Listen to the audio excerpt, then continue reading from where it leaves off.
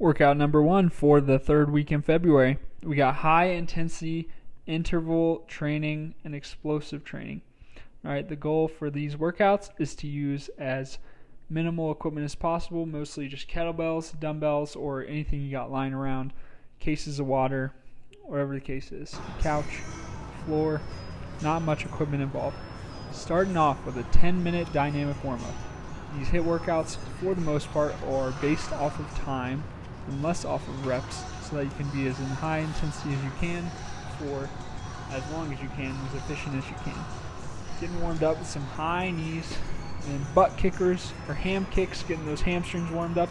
Third movement, we got Frankenstein's. So we're swinging those legs straight out in front of us, touching the toe.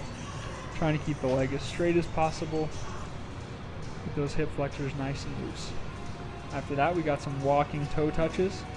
One leg is going back, using those hands to reach down towards the toe. This is a great exercise for the back of the legs, those hamstrings, getting nice and loose. You can obviously do this more static version of this stress from standing, both feet down, but the walking toe taps, that's going to be more dynamic. Here we got karaoke, bringing those feet behind and popping the knee up. Side to side, face the same way for both movements. Here, a version of a Cossack squat, also known as side to side squat lunges. All right, so you're stepping to the side, getting into that deep side lunge, flipping it around, hitting the other side. Make sure you hit both sides. You will have to face different ways in order to hit both sides for this warm-up exercise. After that, we got our broad jumps, exploding off 2 feet and landing. Try not to fall forwards or backwards when we land with both feet. Use those arms for momentum. Here we got bounds for height, exploding off one leg, and we're reaching up with the opposite leg. Very similar to if you're going up for a layup and you play basketball out there.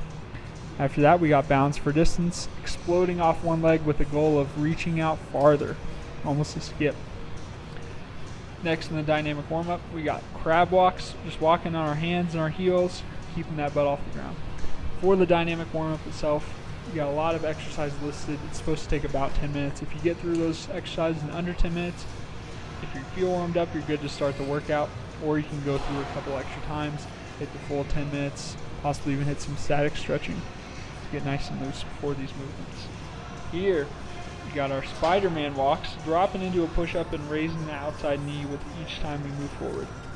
After that, duck walks. The goal here is to keep our butt as low as possible and walk forward. This is a great movement dynamically to get the hips nice and loose. I believe Conor McGregor does these when he warms up as well. Final movement, bear crawls. Not sticking our butt super high up in the air. We just want our knees just off the ground. Sometimes they call these baby bear crawls, and we're walking forward in a controlled manner. Opposite knee, opposite hand, engaging the core. So for the first cycle, we got 14 minutes total. It's 3 sets, 45 seconds on with 15 seconds rest, and then 1 minute of rest between the sets. First exercise is a half burpee with a push-up.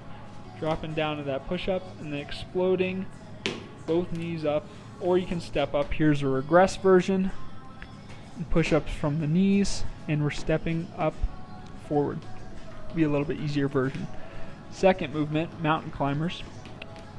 Not much of a regression for this one. You're just pumping both knees up like you're running to your chest. Third movement, keeping that core engaged from a push-up position, opposite hand to opposite foot, or just tapping. All right, this is a very challenging core exercise. Final movement, squat jumps. Here's a different angle for the front leaning rest, hand to foot touches. Squat jumps. Getting into a full squat, swinging those arms out to the side, exploding off the ground. You don't have to jump super high. More so, you just want to keep a continuous movement for that whole 45 seconds for each round. First cycle, we get a 5-minute rest, and then we're moving on to our final cycle, which is a box cycle. 23 minutes total. Same kind of rep breakdown. 45 seconds on, 15 seconds rest with 1 minute rest between sets. Ski jumps was the first exercise you already saw. And we got our icky shuffle with an up down. Going up and over that box, both feet on, both feet off, touching the chest to the ground and back up. Third movement, in and out jumps. We're just straddling the box, popping on and popping off. For your box height, you don't want something super high for all these movements. 45 seconds is a long time to work straight. Here's a faster pace. Very difficult movement here. Tuck jumps, and then jumping over the box, turning around.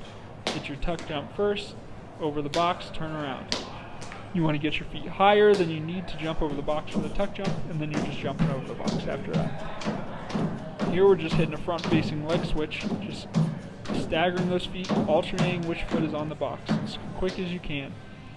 Almost done. We got a 2-leg jump, then an air squat. Just jumping on the box, standard box jump, then hitting an air squat on the way down. Continuous movement, legs should be burning by this point. 3 rounds of this, 45 seconds on, 15 off. A minute rest after you hit all these movements. So here's your final movement. Push up, position, icky shuffle. Both hands on, both hands off.